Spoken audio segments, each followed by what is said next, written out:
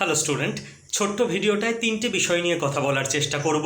প্রথমত, রাজ্যের স্কুলগুলোতে যে গ্রুপ সি গ্রুপ ডি পদে একটা পরীক্ষার বিরাট সম্ভাবনা তৈরি হয়েছে, এখানে তোমাদের তিনটে প্রশ্ন। নাম্বার 1, আগের বার কাট অফ কত ছিল? নাম্বার 2, এবারে সম্ভাব্য কাট অফ কত হতে চলেছে? নাম্বার 3, গ্রুপ সি পরীক্ষায় কম্পিউটার সার্টিফিকেট বাধ্যতামূলক কিনা? ওই দেখো নাম্বার 4 আর একটা আছে, একই সঙ্গে দুটো পদে আবেদন করা যাবে কিনা। এক এক করে ক্লিয়ার করা যাক। নাম্বার 4টা আগে বলি। একই সঙ্গে তুমি দুটো পদে আরামসে অ্যাপ্লাই করতে পারো, নো প্রবলেম। নাম্বার 1-এ আসি। আগের বার গ্রুপ সি এবং গ্রুপ ডিতে কাট অফ কত ছিল? দেখো, অফিসিয়ালি বোর্ডের তরফ থেকে কোনো কাট অফ প্রকাশিত হয়নি।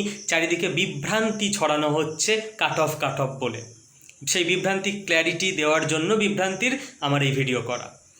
কাট অফ মূলত আমরা যেটা এক্সপেক্ট করতে পারি আগের বছর ছিল বলে, সেটা হচ্ছে গ্রুপ সি এর জন্য 60-এর মধ্যে, আমি জেনারেলদের জন্য বলছি, 52-53, এবং গ্রুপ ডি 45-এর মধ্যে 41-42। কাট অফটা কীভাবে ধরা যায়? কেউ বললো যে আমি 40 করেছিলাম, আমি ডাক পেলাম না। কেউ বললো আমি 41 করেছিলাম রে, আমি পেয়ে গেছি। তার মানে ধরা হয় আচ্ছা 41 হয়তো কাট অফ ছিল। এটা অফিসিয়াল নয়। 3 নাম্বার কোশ্চেন হচ্ছে এবারে সম্ভাব্য কাট অফ কত? খুবই বোকা প্রশ্ন। পরীক্ষা আগে হতে হবে, কোশ্চেনের লেভেল দেখতে হবে। কোশ্চেন যদি ওভারঅল খুব ইজি হয় কাট অফ হাই হবে, কোশ্চেন যদি ওভারঅল কঠিন হয় কাট অফ লো হবে। কাজে পরীক্ষার আগে কারা এক্সপেক্টেড কাট অফ বলছে, কেন বলছে, আমার তো ভাই মাথায় ঢোকে না। এবং আগের বছরের কাট অফ নিয়ে চিন্তা করার কোনো মানে হয় না, সেটা সেই সময়ের কোশ্চেন ছিল। পরীক্ষার্থী কত হতে পারে? আমার ধারণা 20 লাখের ওপর, কারণ তোমার এলিজিবিলিটি ক্রাইটেরিয়া খুব কম, 8 পাস বা 10 পাস। কাজেই কম্পিটিশান তো টাফ হবেই, মারাত্মক টাফ হবে। কোশ্চেন সোজা হলেও হবে, কঠিন হলেও হবে। আর 3 নাম্বার যেটা কোশ্চেন, সেটা হচ্ছে গ্রুপ সিতে কম্পিউটার সার্টিফিকেট লাগবে কি না।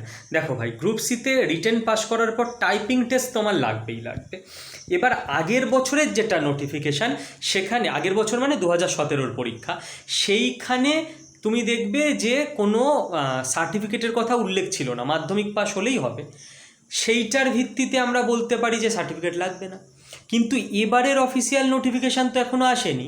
এবারে যদি বোর্ড বলে যে হ্যাঁ লাগবে, তাহলে লাগবে, সেটা আমাদের কারোর কিছু করার নেই। যারা বলছে হ্যাঁ লাগবে বা লাগবে না, তারা কি বোর্ডের ভেতরকার লোক? ফালতু বিভ্রান্তি ছড়ানো হচ্ছে, ঠিক আছে। আমার এবার স্যার আপনার সাজেশান কী তাহলে? আমার সাজেশান হলো, দেখো ভাই, টাইপিং টেস্টে যেতে যেতে মূলত 1 বছর টাইম আছে। এবছরের যদি জুলাইতে ফর্ম ফিল আপ শুরু হয়, আগস্টে শুরু হলো, জুলাইতে নোটিফিকেশান যদি আসে এক্সপেক্ট করছি, তাহলে পুজোর পর পরীক্ষা। এত ছেলেমেয়ের খাতা, একটা চেকিংয়ের ব্যাপার, রেজাল্ট তৈরি, রেজাল্ট ওয়েবসাইটে পাবলিশড। ধরো রেজাল্ট আস্তে আস্তে ডিসেম্বরে পরীক্ষা হলে পরের বছর এপ্রিল মে, তো তার মধ্যে তুমি আরামসে একটা 6 মাসের বেসিক কম্পিউটার কোর্স কিন্তু করে রাখতে পারো। সেটা তোমার সব কিছুতেই উপকার হবে। বিভিন্ন ক্লার্কশিপ, ডেটা এন্ট্রি অপারেটর ইত্যাদি পরীক্ষায় এখন কম্পিউটার সার্টিফিকেট বেসিক চায়।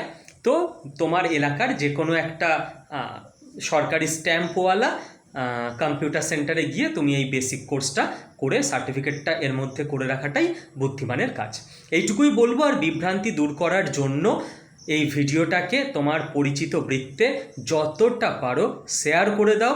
আড্ডা 24/7 বেঙ্গলি ইউটিউব চ্যানেলে ফ্রিতে ক্লাস আমরা এখন থেকে শুরু করে দিয়েছি।